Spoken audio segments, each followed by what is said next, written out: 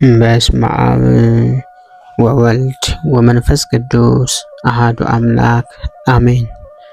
እንኳን በነሐሴ 22 ቀን ታስበውና ተከብረው ለሚውሉ ለቅዱሳን በዓላት በሰላም አደረሳችሁ አደረሰን። ቅዱስ ሚክያስ ነቢይ።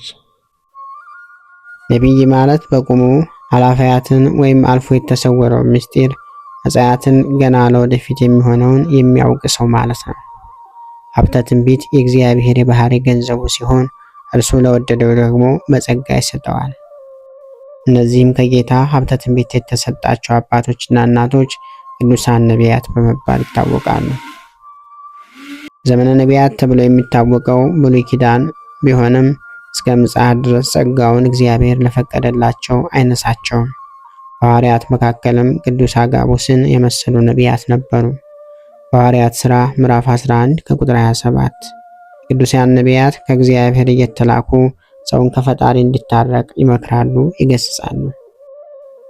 ከበጎ ሃይማኖታቸውና ንጽህናቸውም የተነሳ እግዚአብሔርን በተለያየ አርአያና አምሳል አይተውታል። የብዙ ነቢያት ፍጻሜያቸው መከራን መቀበል ነው። እውነትን ስለተናገሩ አንዳንዶቹም በእሳት አንዳንዶቹም በሰይፍ አንዳንዶቹም በመጋዝ ተፈትነዋል። ሌሎች ለአናብስት ሲጣሉ፣ ቀሪዎች ደግሞ በድንጋይ ተወግረዋል። ስለዚህም መከራቸው ለቤተ ክርስቲያን መሰረት ተብለዋል። ጌታም ለደቀ መዛሙርቱ ሌሎች ደከሙ፣ እናንተ በድካማቸው ገባችሁ ብሎ የነቢያቱን መከራ ተናግሯል። በዮሐንስ ራእይ ምዕራፍ 4 ከቁጥር 36 ነቢያት ጌታችን ኢየሱስ ክርስቶስ እና ድንግል እናቱን ለማየት ብዙ ጥረዋል ሽተዋልም።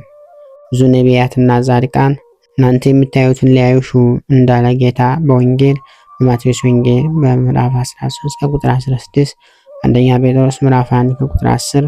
ዛሬ ግን በሰማያት ጸጋ በዝቶላቸው ክብር ተሰጥቷቸው ሐሴትን ያደርጋሉ። ቅዱሳን ነቢያት በዋናኝነት 15ቱ አበው ነቢያት፣ 4ቱ አበይት ነቢያት፣ 12ቱ ደቂቀ ነቢያትና ኃልአን ነቢያት ተብለው በአራት ይከፈላሉ። 15ቱ አበው ነቢያት ማለት ቅዱስ አዳም አባታችን፣ ሴት፣ ሄኖስ፣ ቃይናን፣ መላልኤል፣ ያሬድ፣ ሄኖክ፣ ማቱሳላ፣ ላሜህ፣ ኖህ፣ አብርሃም፣ ይስሐቅ፣ ያዕቆብ፣ ሙሴና ሳሙኤል ናቸው። 4ቱ አበይት ነቢያት ደግሞ ቅዱስ ኢሳይያስ ልዑለ ቃል፣ ቅዱስ ኤርምያስ፣ ቅዱስ ሕዝቅኤልና ቅዱስ ዳንኤል ናቸው። 12ቱ ደቂቀ ነቢያት ማለት ደግሞ ቅዱስ ሆሴዕ፣ አሞጽ፣ ሚክያስ፣ ዮናስ፣ ናሆም፣ አብዱ፣ ሶፎንያስ፣ ሐጌ፣ ኢዩኤል፣ ዕንባቆም፣ ዘካርያስና ሚልክያስ ናቸው።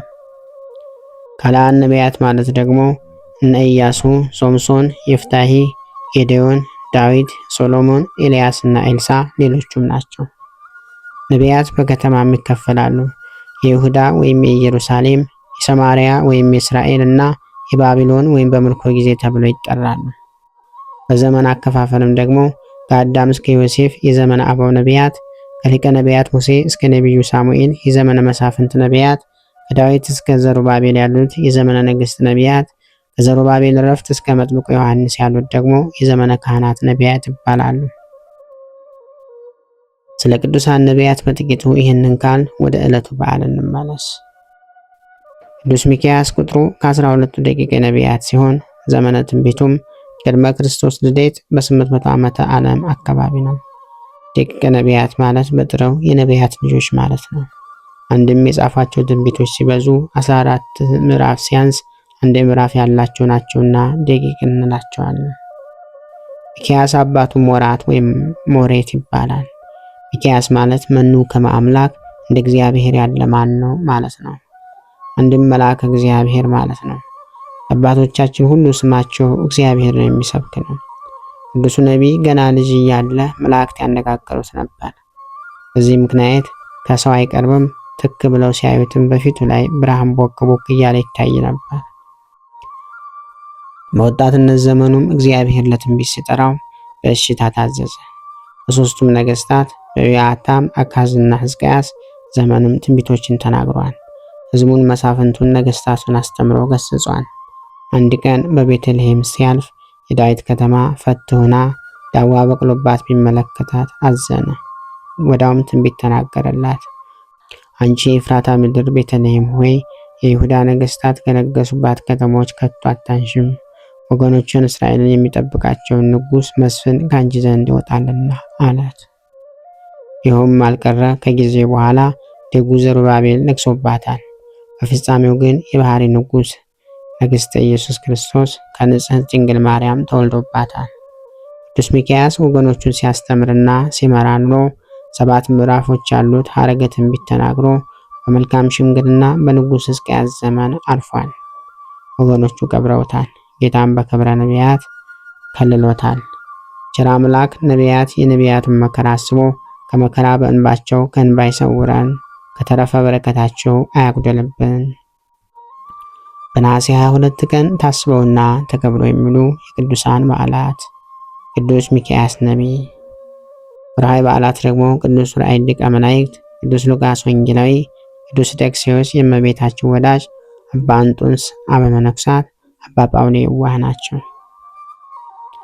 ምን ይዤ ወደ እግዚአብሔር ፊት ልምጣና በልዑል አምላክ ፊት ልስገድ? የሚቃጠለውን መስዋዕትና የአንዱን ዓመት ጥጃ ይዤ በፊቱ ልምጣን? እግዚአብሔር በሺህ አውራ በጎች ወይስ በእልፍ የዘይት ፈሳሾች ደስ ይለዋልን? ሰው ሆይ መልካሙን ነግሮሃል።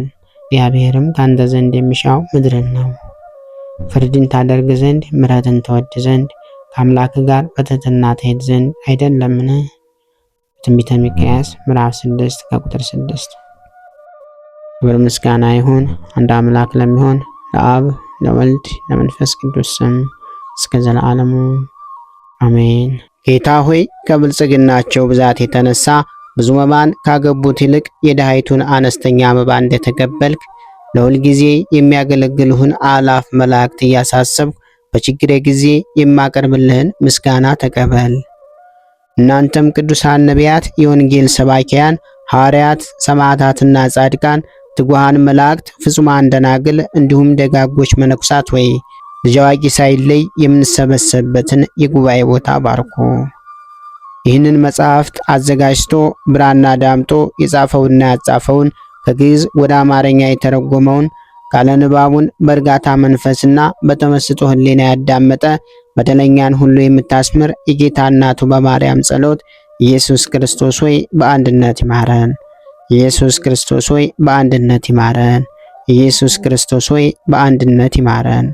ክብር ምስጋና ይሁን አንድ አምላክ ለሚሆን ለአብ ለወልድ ለመንፈስ ቅዱስ ስም እስከ ዘላለሙ አሜን።